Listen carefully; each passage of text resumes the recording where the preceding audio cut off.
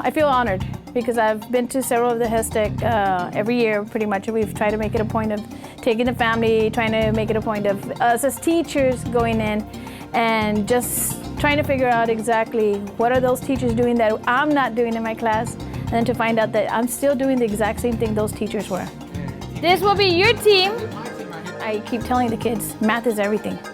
Math is all around us. When you look at English, they follow a math pattern. When you look at science, you definitely need math to send those projectiles, and especially when we get into quadratics, which is second semester, I tell them if you want to drop a water balloon at a certain student or do an egg drop project, you need to have that math. You need to understand your angles, your calculations, the wind velocity, everything.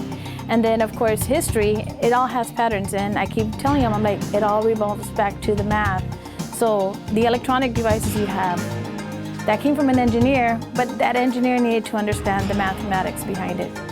My responsibility as a teacher for these kiddos is get them to understand the math. And I know that a lot of times we lead, we're at the bottom compared to other countries.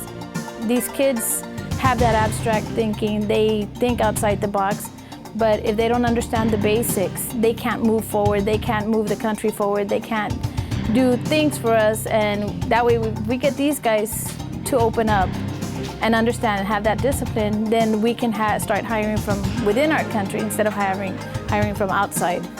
When you teach, you got to remember that those two teachers that made it exciting for you to where it's not just monotone. You have to make it interesting, something that you yourself would want to sit down at a conference as a parent, as a teacher. So that rapport that I have with these guys is wonderful because they open up with me, both studies and sometimes personal, because of course we're the next ones besides their parents that they get to talk to and they get to interact.